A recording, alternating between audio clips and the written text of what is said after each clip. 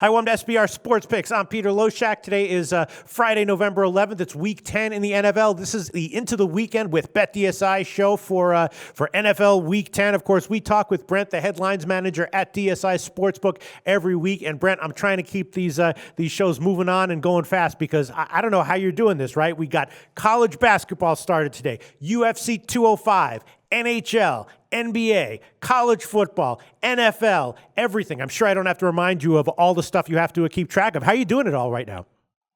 Yeah, no, it's tough. I mean, the only, one of the good things we have is, departments kind of get broken down in terms of, we have our live wagering department, of course, but we have like a Eurosport department. We've got people who dealt with the politics and stuff like that, so I didn't have to deal with it. But, forget about March Madness. This is the craziest time of year for us. Yeah. Actually, can I ask you one very, very quick question about the election? Did you take any notable action on Trump and or Hillary? Did you take any big bets on them? And did you win or lose money on it?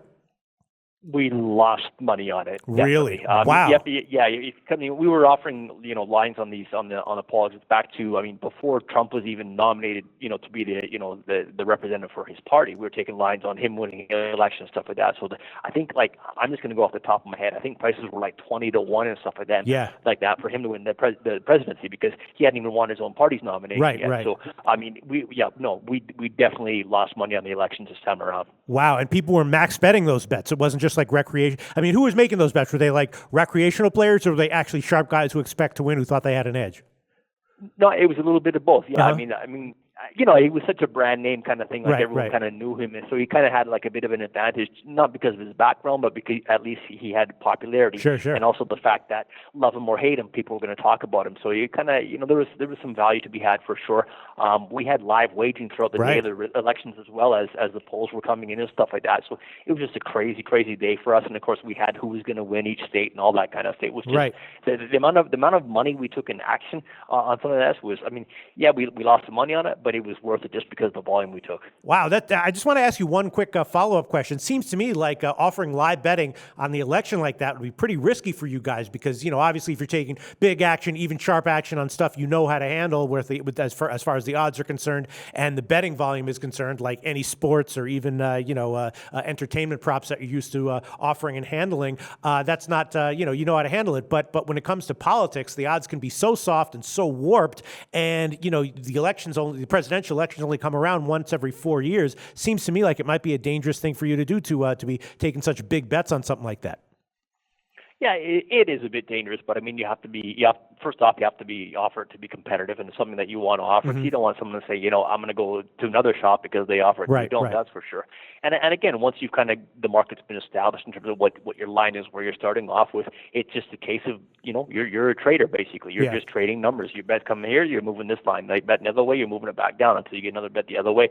Obviously when you see a swell of public people going one way and the sharps going another way, you can kind of like ping pong back and forth. So in terms of just running it as a market, we were basically looking not to really win or lose anything. Right. Just if we broke even, we're going to be okay, especially with the live wagering. The money that was taking, pre-election, it was kind of stuff that you just kind of had to eat. Yeah, the pre-election stuff is that I can understand, but it just seems like it'd be pretty dangerous and scary to be taking, rapid fire, big action live like that. But congratulations that you're still afloat. You only lost a little bit on the election overall, right? Yeah, what you call scary, we call fun. All right, well, thanks for all that info, Brent. Now let's move on to NFL Week 10. The first game I want to ask you about, Seattle at New England. We know that every week the public comes in big on New England. I'm assuming that's the case again this week with New England off of a bye. The line, though, appears like it hasn't moved at all. It opened at about -7.5 at plus money market wide, which is where it is right now. So I'm assuming you got big public action once again on the Pats, and I'm guessing no sharp action at all on either side, right? Yeah, the only big bets I've taken have come on Seattle. I've taken a couple of them, 7.5 -110, plus 7.5 -115. Those are like the only spots that I've taken what I'm going to call a big bet on, like a few thousand either way. Even the bets on New England, I don't have any notable bet at all. Like not a bet over a dime. But what I do have is almost like 4-1 in terms of my wager count favoring New England. So again, that's definitely public action. That's betting New England. I don't have any sharps involved in this at all. What you might call pseudo sharps, the guys who kind of bet bigger per wager plays. They're on Seattle, a couple of those guys. So right now we're sitting at sitting here 7.5, dog 15 or dog 20, kind of ping ponging between that number. Yesterday we're 7.5 flat, and again, it's just the two bigger bets we've taken. But again, we've taken so much public money on this one. Again, like I said, it's almost like 4-1 favoring New England, so no surprise at all. We were kind of hoping that we're going to get some sharps coming in on the under. We're sitting at a total of 48.5 on this one for the Sunday night game. But still, it's all basically public money betting the over. I don't have any sharps involved in this one either way. So my wager count on the over is almost like 4-1. And again, there's nothing, other than the volume, there's nothing real notable in terms of the betting action on this one. Again, the respectable bets that I have are on Seattle so far, public all one-sided on New England. Now, if you see this line go back down to, from 7.5 where we are right now and 7.5 where we were yesterday, if that goes down to 7, you can be pretty sure that it was sharp money that drove that, because the public has clearly played their hand in terms of the wager count I have, and they're betting New England. All right. Okay. And then the next one I want to ask about is Dallas at Pittsburgh. And we know that in general, the public likes to bet Dallas, and now they've covered 7 in a row. So I'm assuming that even with Romo out, the public would probably be all over Dallas, even as a road underdog. Is that the case? Yeah, this game is one of those cases where, just generally speaking, with Pittsburgh too, though, the public kind of likes to bet Pittsburgh as well. They're one of those teams that, they with Roethlisberger, quarterback and stuff like that, they're competitive. They can put up a lot of reports. Roethlisberger, as of today, I think he's not on the injury report coming up, so that means he's probably going to play. Now, how well he's going to play, we'll find out, because he looked awful last week. But I think, in terms of like betting wise, if you take a look at Roethlisberger's splits home on the road, they're incredible. They're day and night. He's just a much better quarterback at home. Now, obviously, they get the Cowboys at home, and I've got a lot more, more wagers on Dallas for sure. My wager count is almost 2-1. Nothing crazy, but about 2-1 favoring Dallas for sure. I did take some bigger bets that came in earlier in the week on Pittsburgh, though. We're sitting at 2.5 minus 120 right now. The bets earlier in the week were on 2.5 minus 110. We bumped it up to 2.5 minus 115. Took more, so we're at 2.5 minus 120 right now. So despite the wager count being almost 2-1 favoring Dallas, I do have almost twice as much money on Pittsburgh. And again, those were like just bigger bets that came in on them, mostly public all over on Dallas so far. So I don't have any sharp guys, any list guys involved in this game yet. But where we are sitting right now, the move that you've seen from 2.5 flat to 2.5 minus 120, pretty much just public driven. And a couple of pseudo sharp bets on Pittsburgh, public all over the other way. Wager count on the total, surprise, almost 3-1 favoring the over, but nothing to justify a move yet. Okay, and then the last game I want to ask you about specifically is Minnesota and Washington. And both of these teams, of course, our regular viewers know. You told us that early in the season, the Sharps were backing both Minnesota and Washington. But things are kind of weird now, right? After the bye, Minnesota lost 3 in a row straight up and against the spread. And Washington now coming off of that weird tie and off a bye, coming back from London. So I don't know, have the Sharps touched this game either way? A tie and a bye. Yeah.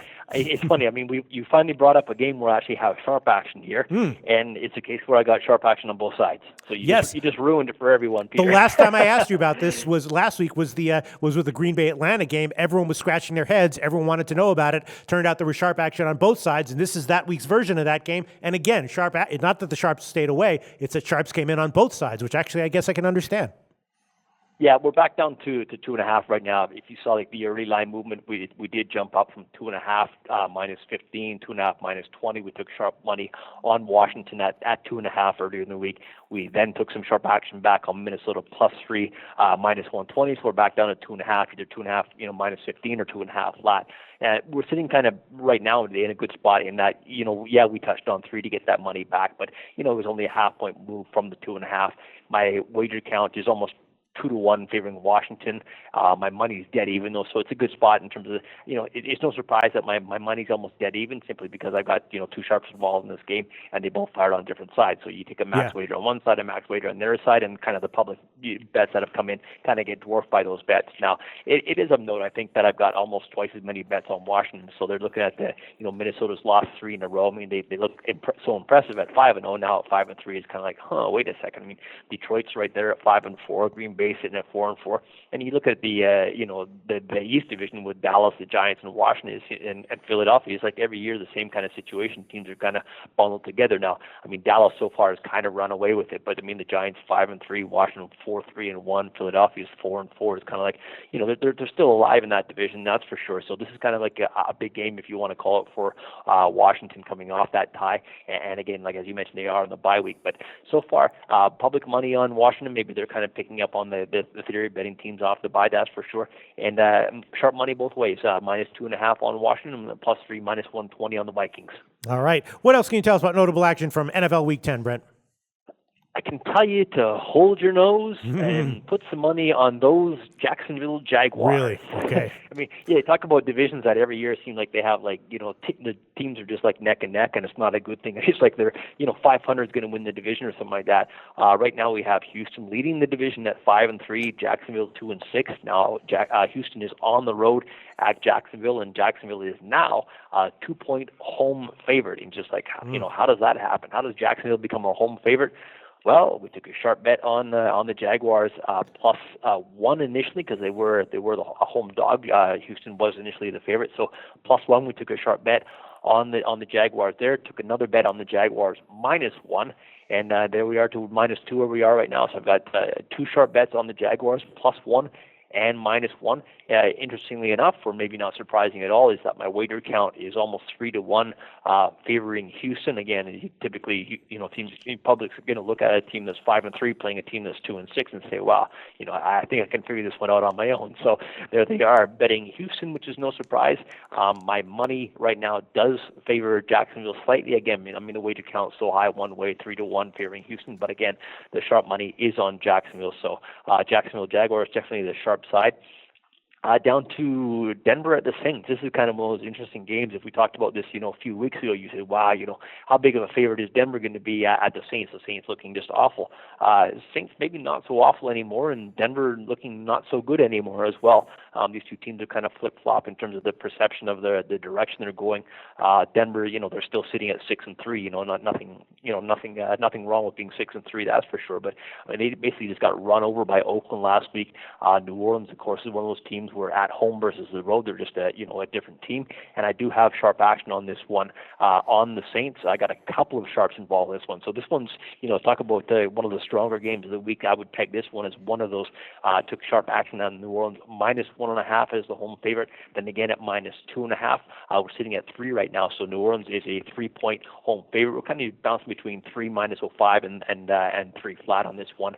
My wager count slightly favors New Orleans as well. Just say 1.5 times favor of New Orleans here as a home favorite. So the public obviously is kind of like sour on Denver as well, and looking at some value with New Orleans perhaps. We're sitting at 49 right now. I took some, what I'm going to call a respectable bet on the under 49.5. We're down to 49, but it was just like a decent bet. I would not a list guy per se, but as we always know, we got a wager count of almost 3-1 favoring the over, which is always the case when New Orleans is involved. We always get over money, and this is no different as well. Down to Atlanta at Philadelphia. This is another case where this game was basically a pick-em earlier in the week, and Atlanta is now a 1.5-point road favorite at the Eagles. And the sharp action that I took on this game came on the Atlanta Falcons at a pick -115. So pick -115 is where I got sharp action on Atlanta, the road favorite.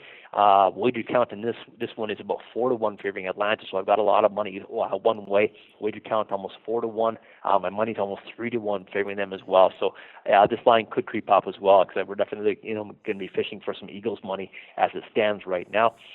And down to the Bears. Oh yes, I know everyone's gonna want to love to watch this game. That's for sure. The Bears at Tampa Bay. Now, you could argue, the Bears after their one win of the season, there's their second win of the season here. They're on a 1-game winning streak. Now they're on the road at Tampa Bay. And she's like, how do you make the Bears a road favorite? Well, we didn't. We had them at a pick 'em, and actually took sharp money on the Bears at a pick -115 as well. So this is another case where the pick 'em was where the sharp action came in. We now have the Bears as a 2-point road favorite at Tampa Bay. My wager count slightly favors the Buccaneers, actually, which is kind of good for us, hoping that the public will keep going with them, trying to make sense of how you make the Bears a road favorite, but we'll let them figure that one out. So my wager count slightly favors Tampa Bay. My money is almost like 4-1 favorite in Chicago. So I've got a lot of money on Chicago because of the sharper bets that came in on them.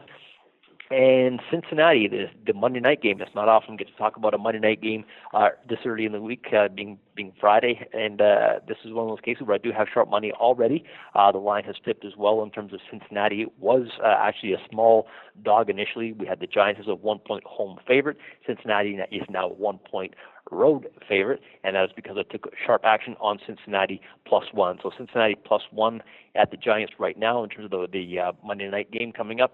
My wager count slightly favors the Giants. My money is almost like 2-1 favoring the the Bengals. And again, the wager count is just public money on the Giants there, Peter. All right, Brent from BetDSI, thanks so much for taking time out of your busy Friday to do this call with us. Talk to you again next week. Talk to you later, Peter. Have a great weekend. Research before you bet.